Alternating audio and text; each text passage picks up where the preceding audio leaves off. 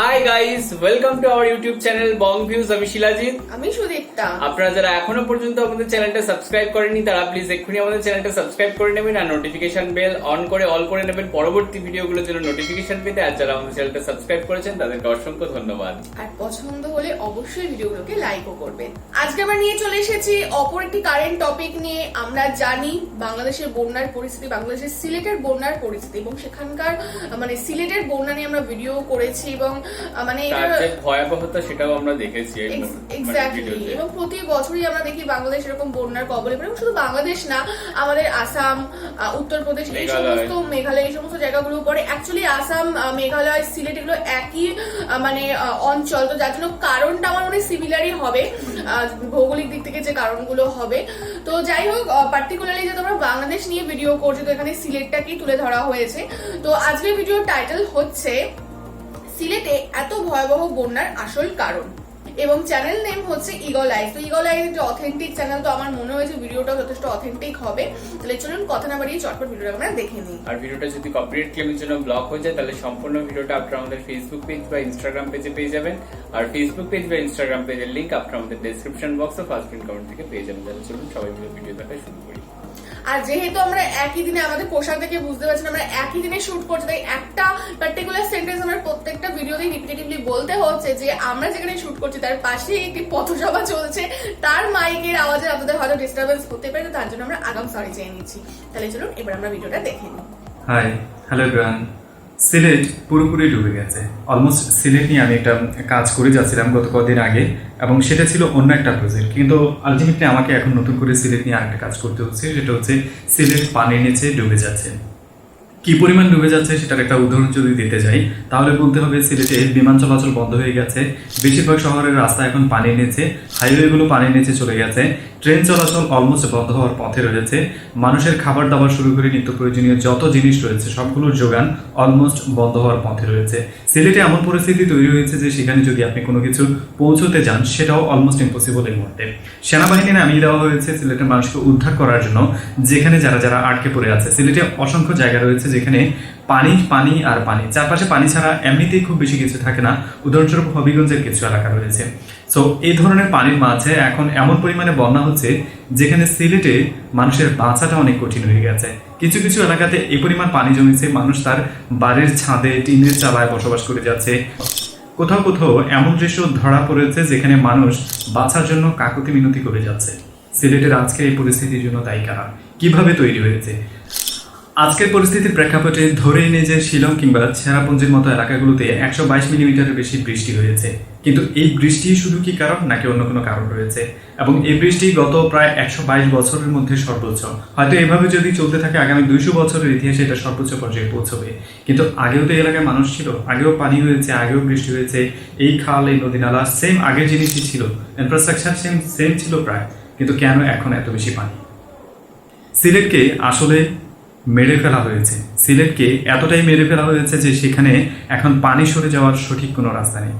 এতটা জঘন্য অত্যাচার করা হয়েছে সিলেটের উপরে, পুরো সিলেট ডিভিশনের উপরে, যেখানে অল্প বৃষ্টিতে এখন পানি জমে যায় শহর কিংবা শহরের আশপাশের সবগুলো এলাকাতে। আমরা মাসখানেক আগে সিলেটে বন্যা দেখেছি, এখন আবার দেখতে পাচ্ছি। সো ডিটেলস বিবরণটা আমি দেখাচ্ছি, ম্যাপ অ্যানালাইসিস করে করে কিভাবে পানিটা এসেছে। চলুন। আপনি যদি সিলেটের মানচিত্রের দিকে তাকান তাহলে দেখবেন সিলেটের যে ভৌগোলিক অবস্থান তার 3 পাশেই রয়েছে ভারত। এর মধ্যে মেঘালয় রাজ্যের প্রায় পুরোটাই সিলেট বিভাগের সীমান্ত অঞ্চল। সীমান্তবর্তী মেঘালয় রাজ্যের বিশাল এরিয়াটা পুরোপুরি আকারে পাহাড়ে ভর্তি। এর মধ্যে চেরাপুঞ্জি এবং শিলংয়ের বিশাল এরিয়া জুড়ে যেসব পাহাড়গুলো রয়েছে সেসব পাহাড়ের পানি নামার অন্য কোনো জায়গা নেই, শুধুমাত্র সিলেট হয়ে যায় সেসব পানিগুলো। মেঘালয় থেকে সিলেটে প্রবেশ করেছে এমন বড় নদীগুলোর মধ্যে অন্যতম হচ্ছে লাবুছড়া সারি নদী, যে নদীটি আবার লালাখাল নামেও পরিচিত আমাদের এখানে, গোয়াইন, জাদুকাটা, ওয়াউমগি এবং রাক্তির মতো নদীগুলো। অপরদিকে আসাম থেকে আসা বরাক নদী বাংলাদেশের সিলেট অঞ্চলে প্রবেশ করেছে 2টি নদী হয়ে। একটি হচ্ছে সুরমা এবং অপরটি হচ্ছে কুশিয়ারা। কুশিয়ারা সিলেট শহরে প্রবেশ না করলেও সুরমা নদী সরাসরি সিলেট শহরকে দ্বিখণ্ডিত করে চলে গেছে। উল্লেখযোগ্য বিশাল আকারের এই নদীগুলোর বাইরে ছোট ছোট আকারের অসংখ্য খাল রয়েছে, যে খালগুলো দিয়েও পানি প্রবাহিত হয় বাংলাদেশে। সুরমা, কুশিয়ারা, গোয়াইন, খোয়াইয়ের মতো এমন নদীর সংখ্যা সিলেটে সব মিলিয়ে প্রায় 36টি। ভারত থেকে আসা এই সবগুলো নদীর পানি শেষ পর্যন্ত গন্তব্য হয় মেঘনায়। মেঘনা পর্যন্ত আসতে এই নদীগুলো যে পথ পাড়ি দেয় সেই পথে সবচেয়ে বড় বাধা তৈরি হয়েছে মানব সৃষ্ট। শত হাজার বছরের ইতিহাস যদি ঘাটেন তাহলে খুঁজে পাবেন সীমান্ত অঞ্চল জুড়ে থাকা নদী এবং খালগুলো ঠিক আগের মতোই রয়েছে। শত বছর আগেও এসব নদী এবং খাল দিয়ে ভারতের এই অঞ্চলগুলো থেকে পানি বাংলাদেশের উপর দিয়ে প্রবাহিত হয়েছে এবং বিশাল সিলেটের উপর দিয়ে পানিগুলো প্রবাহিত হওয়ার সঠিক জায়গাও ছিল। কিন্তু সময়ের পালাবদলে সীমান্ত অঞ্চলটা বাদ দিয়ে বাকি পুরোটা অঞ্চলে সাধারণ মানুষের বসতি বেড়েছে এবং নদী এবং খালগুলোর উপর মানুষের বসবাসের চাপ বৃদ্ধি পেয়েছে এবং এখানে প্রচুর পরিমাণে নদী খাল দখল করে অবৈধ বসতি স্থাপন করা হয়েছে এবং খাস জমি দখল করে পানির প্রবাহ আটকে দেওয়া হয়েছে। পাহাড়ি ঢলের বিশালে পানি নেমে আসা এবং এগুলোকে ধরে রাখা এবং পানির প্রবাহ সঠিক রাখার জন্য যে দুটি নদী সবচেয়ে বড় ভূমিকা পালন করত সেটি হচ্ছে সুরমা এবং কুশিয়ারা। আর সবচেয়ে বেশি অত্যাচার হয়েছে সুরমা এবং কুশিয়ারার উপর। 249 কিলোমিটার দীর্ঘ সুরমা নদীর সবচেয়ে বড় অংশটা সিলেট ডিভিশনে।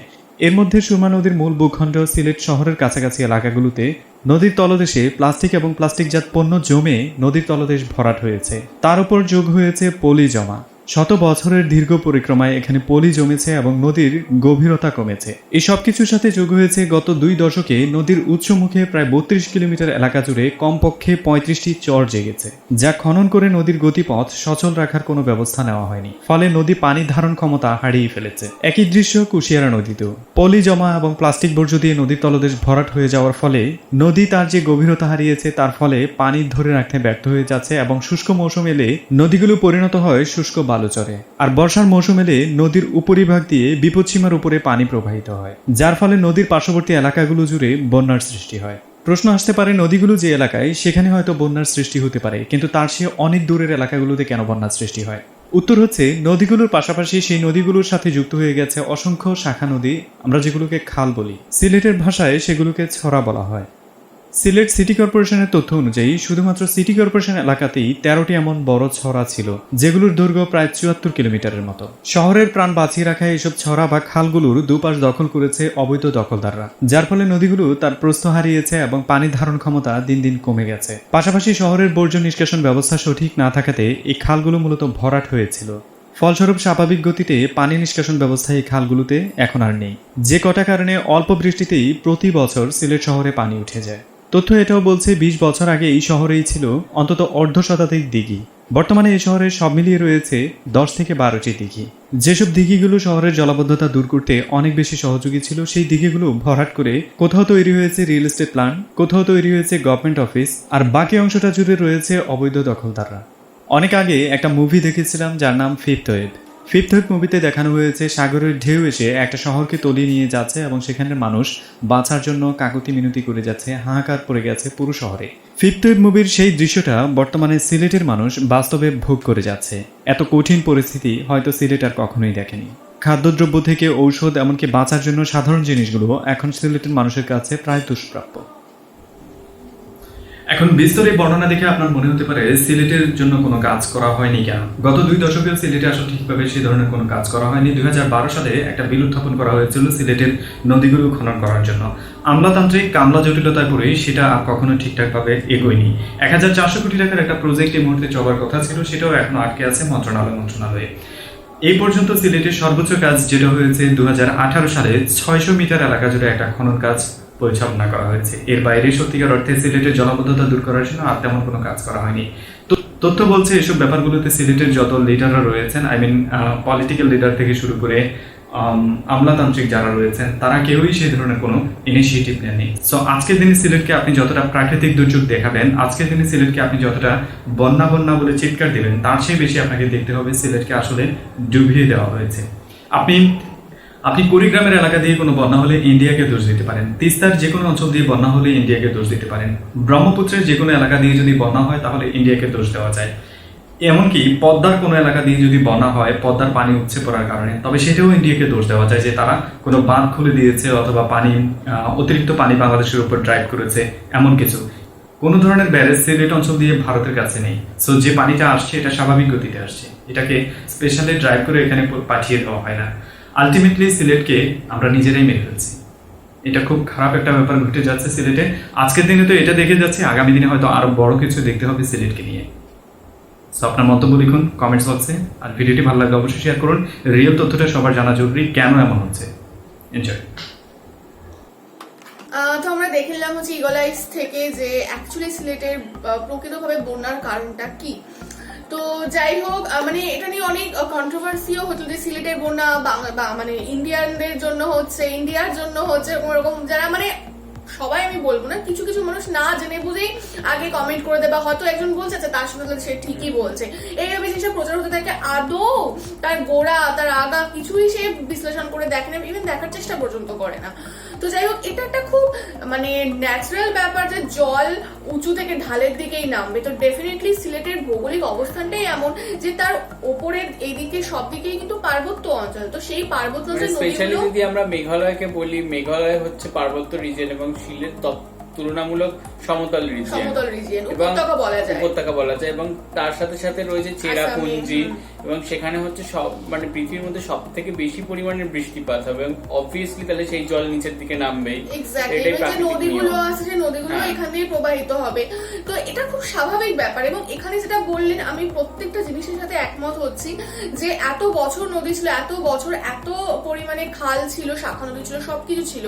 তো ডে বাই ডে কেন জিনিসটা ইনক্রিজ হচ্ছে? তার কারণ একটাই, যে এগুলো তো গেল প্রাকৃতিক কারণ। প্রাকৃতিক কারণে যখন অতিবর্ষণে বন্যা হয়, মানে অতিবর্ষণে তখন বন্যা হয়, কিন্তু কিছু মনুষ্যসৃষ্ট কারণও থাকে। যেমন আমরা একটা হচ্ছে বর্তমানে যেটা হচ্ছে যে আমাদের বর্ষা যখন হচ্ছে প্রচন্ড পরিমাণে বর্ষা হয়ে যাচ্ছে, আবার যখন গরম থাকছে তখন একদম খরা সৃষ্টি হয়ে যাচ্ছে। সেটা ক্লাইমেট চেঞ্জের জন্য হতে পারে, কিন্তু এবার সুদীপ্তা যেটা বলছিল সেটা কিন্তু একটা মেইন রিজন। এক্স্যাক্টলি, এটা তো প্রাকৃতিক কারণে হচ্ছে, কিন্তু আমাদের মানুষের কারণে কি হচ্ছে যে এত জনবসতি বাড়ছে, তাদেরকে ঠাঁই দেওয়ার জন্য, তাদের কৃষিভূমি প্রস্তারের জন্য বনভূমি আমরা ধ্বংস করছি, বাড়িঘর করছি, কৃষিভূমির প্রস্তার মানে বাড়াচ্ছি, বিস্তার ঘটাচ্ছি। তো তার জন্য কি হচ্ছে, নদীর পাড় থেকে কিন্তু প্রচুর গাছপালা আমরা কাটছি, সেখানে মানুষ ঘর বাড়ি স্থাপন করছে, বড় মানে রাস্তাঘাট সমস্ত কিছু স্থাপন হচ্ছে, যার জন্য কি হচ্ছে, নদীর ধারণ ক্ষমতা তো কমে যাচ্ছে।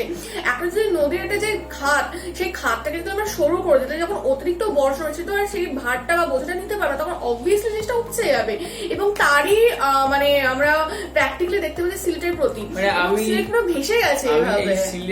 সিলেটের এই ঘটনাটা দেখতে গিয়ে আমি দেখলাম আমার মামার বাড়ির ওখানে, মানে ব্যারাকপুরে আমি দেখলাম ছোটবেলায় এরকম খাল ছিল, বড় চওড়া খাল ছিল, সেটার নাব্যতা তো চলেই গেছে, আবার দুদিক দিয়ে সরু করে সেটাকে হাই ড্রেনে পরিণত করা হয়েছে এবং দুপাশে দোকান হয়ে গেছে। এক্স্যাক্টলি, তো মানে এটা প্রত্যেকটা জায়গায় সমস্যা। আমরা যে এলাকায় থাকি সেই এলাকায় মনে করে আমরা ছোটবেলা দেখতাম কত পুকুর মাঠ ঘাট রয়েছে, এখন সব বুঝিয়ে বাড়ি ঘর হয়ে গেছে। ইভেন তার মধ্যে আরেকটা কারণ হচ্ছে প্লাস্টিক, সমস্ত রকম মানে নন বায়োডিগ্রেডেবল যে সমস্ত বর্জ্য পদার্থ গুলো হচ্ছে সেগুলোর জন্য মানে নদীর যে ধারণ ক্ষমতা সেটা কমেছে, নদী গর্ভে সেগুলো জমা হচ্ছে।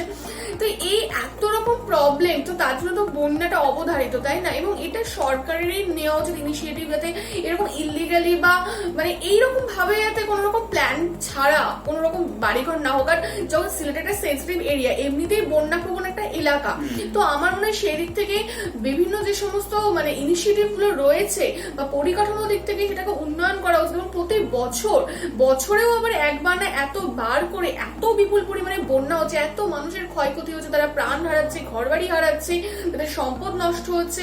তো এই জিনিসগুলো আমার মনে হয় সমাধানের মানে মানে হাই টাইম চলে এসে, এবং সরকারের সেই দিকটাও নজর দেওয়া উচিত, এবং সেটাকে বছর বছর রেগুলেট করা উচিত যে এটা ঠিকঠাক হচ্ছে নাকি, মানুষ কতটা মেনে চলছে, সেই সমস্ত জিনিসগুলো দেখা। এবং কিন্তু অনেক সময় হয় গিয়ে একটা অর্থ একটা বিশাল আকার ধারণ করে, যে রিয়েল এস্টেটের যে জিনিসগুলো বললো, তো সেখানে অনেক সময় গিয়ে হয় আমাদের প্রশাসনিক স্তরে অনেক উচ্চপদস্থ কর্মচারী থাকে, তারা এরকম ঘুষ খেয়ে ওই বিলটা পাস করিয়ে দেয়, ওখানে অনুমতি দিয়ে দেয়, বিল আটকে রাখে। হ্যাঁ, তো সেই জিনিসগুলো যতদিন না কমবে ততদিন কিন্তু এই সমস্যাগুলো থেকেই যাবে। এবং বেআইনি নির্মাণ বা বেআইনি যে ভরাট, মানে জলাভূমি ভরাট, এগুলো কিন্তু বন্ধ হওয়াটা উচিত, এবং সেটা হয়তো আমাদের পরিবেশের জন্যই দরকার আজকাল, নাহলে এটা বন্যা চলতেই থাকবে। এবং এই ধরনের সিচুয়েশন গুলোতে কিন্তু রানাদা গালিবয়ের ওই গানগুলো বারবার মনে করিয়ে দেয় যে অ্যাকচুয়ালি ভোগে কিন্তু সাধারণ মানুষরা, এরকম বিভিন্ন রকম কারণের জন্য কিন্তু বড় বড় যারা মানুষ তারা কিন্তু আটকে থাকে, এবং তারা নিজের মতো আরামে থাকে, ঠান্ডা ঘরে গদিতে আরামসে শুয়ে থাকে, কিন্তু আসল কষ্ট ভোগ করে বরং তাদেরই মানে অপদার্থতার কারণে বা তাদেরই মানে কি বলবো মানে ব্যর্থতা বা তাদের গুরুত্ব না দেওয়া, এই সমস্ত কারণে আসল ভোগান্তি কিন্তু সাধারণ মানুষের হয়। তো মানে আমাদের মনে হয় যে একটা দেশকে উন্নত করার জন্য শুধুমাত্র কিন্তু বড় বড় অট্টালিকা বা বড় বড় পরিকাঠামো, রাস্তাঘাট, ব্রিজ, সেতু এইসব নয়, সাধারণ মানুষের নিডি পিপল তাদের কতটা উপকার আসছে, তারা বিলো পভার্টি লাইন থেকে ওপরে আসছে কিনা, কত পার্সেন্ট মানুষ ওপরে যাচ্ছে এবং তাদের যে বেসিক চাহিদাটুকু সেগুলো ফুলফিল হচ্ছে কিনা, সেটাই কিন্তু আসল মানে সরকারের দায়িত্ব। এবং মানে সেটাই কিন্তু আমার মনে হয় আসল মাপকাঠি, জিডিপি গ্রোথ নয়, আসল মাপকাঠি কিন্তু সেই সমস্ত মানুষরা যারা নিজেরা ভালোভাবে বেঁচে খেয়ে থাকতে পারছে কিনা। তো আমার মনে হয় এই বেসিক জিনিসগুলো আগে দেখা দরকার। তো যখন এই জিনিসগুলো থেকে কোনো দেশ ওভারকাম করবে তখনই কিন্তু তার আসল উন্নয়ন হবে। তো সবকিছুকে ব্যালেন্স করা উচিত। আমি একটা জিনিস এমন করবো যে একটা বিশাল হাই করলাম আর একটা জিনিস একদম ডাউন হয়ে গেল, সেটা যেন না হয়, সবটা একটা ব্যালেন্সড ওয়েতে থাকা উচিত। তো আশা করছি এই যে মানে সিলেটের এত ভয়াবহতা, তো সেই জিনিসটা মানে সরকার একটু ভালোভাবে দেখবে। এবং আমাদের এটা কলকাতারও সমস্যা যে একটু বৃষ্টি হলে কলকাতায় জল জমে যায় এবং গঙ্গার স্তর উঠে যায় এবং লক গেট গুলো বন্ধ থাকার জন্য কলকাতার জল বেরোতে পারে না, কারণ লক গেট খুলে দিলে আবার গঙ্গার জলই কলকাতায় ঢুকে যাবে। তো সেই ক্ষেত্রে সেই জিনিসটাই আমরা এখানে কোথাও গিয়ে দেখতে পাচ্ছি যে বাইরে নদীর নাব্যতা কমে যাওয়ার জন্য নদীর জল মানে শহরে ফ্লো করে যাচ্ছে। তো সেরকমই একটা ব্যাপার। তো সেই জিনিসগুলোকে সরকারকে মানতে হবে এবং সেই নাব্যতাটা বাড়াতে হবে নদীর, যাতে জল পাস করতে পারে এবং খাল বিলগুলো পর্যবেক্ষণ করতে হবে যে সেখানেও যাতে নোংরা বা প্লাস্টিক এই সমস্ত পদার্থ না জমে থাকে। এক্স্যাক্টলি। এবং বেআইনি কার্যকলাপগুলোকে আগে বন্ধ করতে হবে এবং মানে পুলিশ, প্রশাসন, সরকার সবাইকে সুতীক্ষ্ণ দৃষ্টি এবং সুতীক্ষ্ণভাবে এই জিনিসগুলো সমাধান করতে হবে, কারণ বছর বছর এগুলো তো চলতে পারে না। তো যাই হোক, ভিডিওটা তো ডেফিনেটলি মানে অথেন্টিক ছিল, ইনফরমেটিভ ছিল এবং আমরাও অনেক কিছু জানতে পারলাম এবং সিলেটে আসল বন্যার যে কারণগুলো সেগুলো আমরা জানতে পারলাম, দেখতে পেলাম। এবং আমার মনে হয় যে যারা আপনারা দেখেনি আমাদের ভিডিওর মাধ্যমে তারাও দেখতে পেলেন এবং তারাও কিছুটা সচেতন হলেন যাতে তারা নিজেদের পরিবেশটাকে ভালো রাখতে পারেন। এইভাবে আমরা মানে শুধু সিলেটবাসী না, মানে আপনারা যেখান থেকেই বাংলাদেশে দেখুন না কেন, তারা যেন নিজেদের পরিবেশটাকে এরকম ভয়াবহতা থেকে প্রথমেই সচেতন হয়ে বাঁচাতে পারে। এক্স্যাক্টলি। অন্তত আমাদের হাতে যেটুকু রয়েছে, মানে প্লাস্টিক বা নন বায়োডিগ্রেডেবল যে সমস্ত জিনিসগুলো রয়েছে সেগুলো যথোপযুক্ত ডাস্টবিনে ফেলা, নোংরা না করা, এই ধরনের জিনিস তো আমরা করতেই পারি। পুকুর না বোঝানো, গাছ না কাটা, এগুলো তো আমাদের হাতে। তো যাই হোক, এই জিনিসগুলো আমরা প্রত্যেকটা মানে অধিবাসী না শুধু বাংলাদেশ, প্রত্যেক জায়গারই মানুষকে এগুলো নিজেরাও একটু ভাবনা চিন্তা করা উচিত এবং নিজেরা যদি ঠিকঠাক ভাবে থাকে, এভাবে একজন একজন করে কিন্তু সবাই সচেতন হয়ে যায়। তো যাই হোক, এটাই হচ্ছে বলার ছিল। আশা করছি আমাদের ভিডিওটা আপনাদের কাছে ইউজফুল লেগেছে। এইরকম যদি ইনফরমেটিভ ভিডিও আপনারা আমাদের চ্যানেল থেকে পেতে চান তাহলে সেগুলো কমেন্ট করে জানাবেন। আর আপনাদের মতামত, এখানে যদি আপনাদের কিছু মনে হয় যেখানে কিছু মিস হয়েছে বা কিছু ভুল বলেছে বা আমাদের বক্তব্যের মধ্যে কিছু হয়তো আপনাদের অসন্তুষ্ট করেছে বা ভুল ভ্রান্তি লেগেছে, সেটাও আপনারা কমেন্ট বক্সে জানাতে পারেন। আর হ্যাঁ, চাইলে ভিডিওটা শেয়ারও করতে পারেন। আর অবশ্যই সাবস্ক্রাইব করে যাবেন আমাদের চ্যানেলটা, আর পাশে থাকা জয়েন বাটনে কিছু ফেসিলিটিস পেয়ে যাবেন, তো আপনারা চাইলে সেগুলো চেক করতে পারেন। এছাড়াও আমাদের একটি ফেসবুক পেজ এবং ইনস্টাগ্রাম পেজ রয়েছে, তো সেখানে আপনারা ফলো করতে পারেন। আর এর সাথেও আমাদের সাথে অ্যাটাচ থাকার জন্য আমাদের ফেসবুক গ্রুপ রয়েছে, সেখানে আপনারা আপনাদের মনের মতো সমস্ত কিছু পোস্ট করতে পারবেন। শুধুমাত্র কিছু রুলস আছে, আপনাদের চেক করে নিতে হবে। আর আমাকে শিলাজিৎ ওকে সুদীপ্তা হিসাবে যদি পছন্দ হয়ে থাকে তাহলে আমাদের ফেসবুক আর ইনস্টাগ্রাম সাইটে আপনারা ফলো করতে পারেন। লিঙ্ক ডেসক্রিপশন বক্সে পেয়ে যাবেন, সবকিছু লিঙ্ক ডেসক্রিপশন বক্স চেক করলেই পেয়ে যাবেন। তো দেখা হচ্ছে পরবর্তী ভিডিওতে। আজ এ পর্যন্তই, টাটা, নমস্কার।